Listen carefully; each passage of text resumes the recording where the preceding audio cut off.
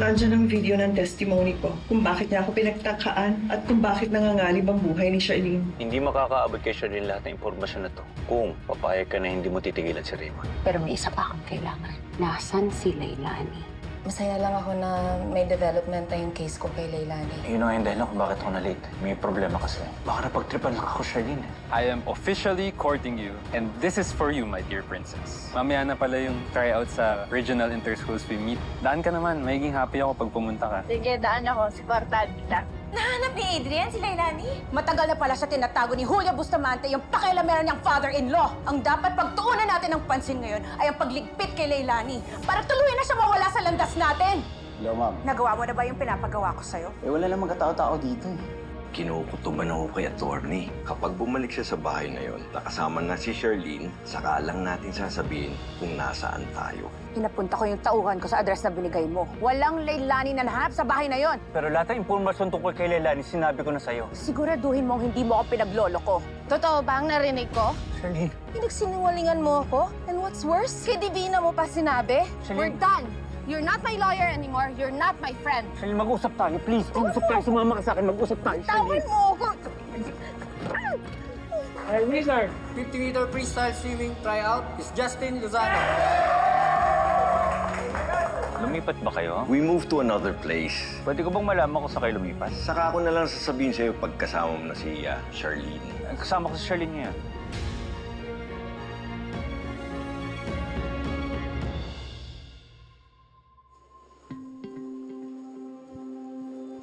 Pare, congrats ha. Bawi ka rin. Representative ka na sa regional. Galing mo, pre. Salamat. May lucky charm yata ako ngayon. Congrats, Justin. Ang galing mo. Siyempre, nanood.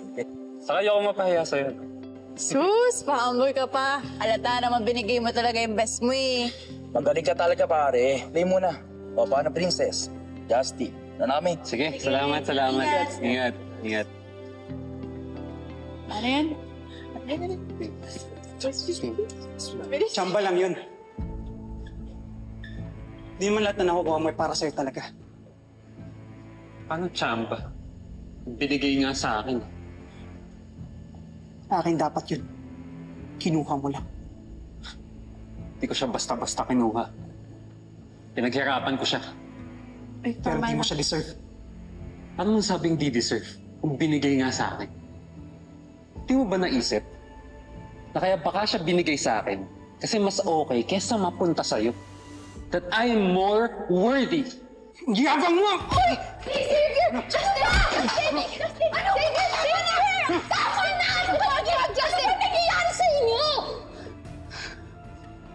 Tanungin mo yung magaling mong boyfriend. Siya nagsimula eh. Kumayabang, Justin. Hindi porke nanalo ka, nakuha mo na lahat. Tumigil ka na nga! Justin, tama na. Pag nalaman to ng coaches sa taas, baka mawala yung slot mo sa swim meet. Tara na. Sige na. Mabuti Hiya pang mo na. malista kayo. Stay away from us! Sabihin niyo sa akin yung bago niyong address. Pupuntahan ko kayo. Dadalhin ko dyan si Charlene.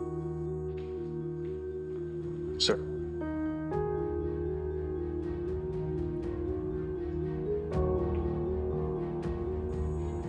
Sir Bustamante. Adrian, sige. Usapin ko muna si Leilani tungkol dito. Balikan kita.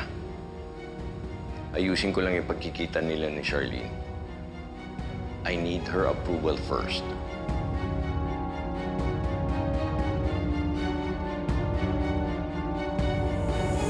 Ano ba nangyayari sa'yo, ha? You're not usually like that. Nung una natalo ka ni Justin dahil wala ka sa focus. Tapos ngayon nakikipag-away ka pa sa kanya? Are you trying to ruin yourself? Pwede ba, Libby? Saka muna ako sa'yo muna at sumbatan. Ang dami na nangyari ngayong araw na to. Oh. Pwede ba gusto ko na lang magpahinga? Gusto na rin magpahinga ng utak ko, Xavier! Dahil pagod na to kakaisip kung bakit ka nagkakaganyan. For once, umamin ka nga sa akin. Kaya ka ba nagkakaganyan dahil kay Princess? Do you still love her? Gusto mo malaman ng totoo? Oo! Dahil hanggang ngayon, mahal ko pa rin si Prince.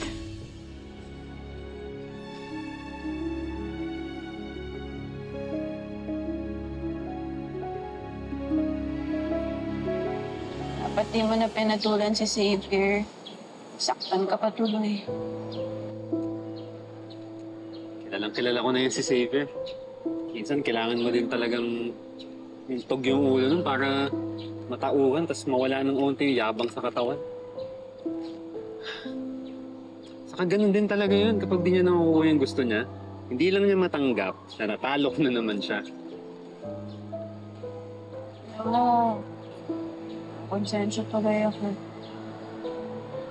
Alam ko naman na isa ako sa dahilan kung bakit di na kayo okay. Princess,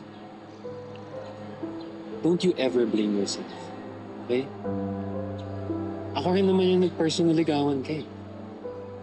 Magpakatotoo ng feeling sa'yo. Kung merong mas sumira sa friendship namin, ako yun.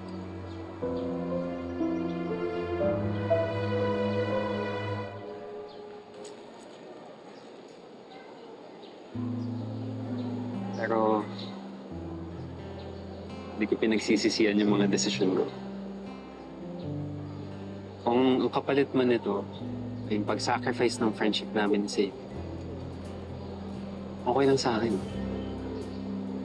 Kasi ang importante lang naman sa akin, patunayan ko sa'yo na kaya kitang alagaan saka protektahan. Ang sigit pa sa kayang ibigay ni Xavier.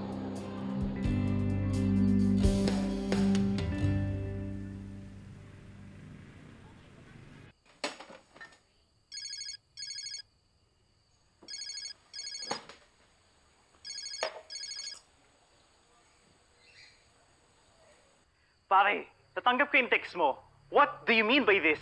Kinuha mo si Charlene? Nalaman niyo yung pakikipagsabuatan ko kay Divina. Nagalit siya, kaya kinidnap ko muna. What? Saan mo siya kinulong? Release her now! It's too late. Masyadong marami na siyang alam. Tsaka hindi ko na mababawi yung mga nagawa ko. Kidnapping yan, Adrian. Abogado ka pa naman. Mag-sorry ka. Pakawalan mo siya. Make amends.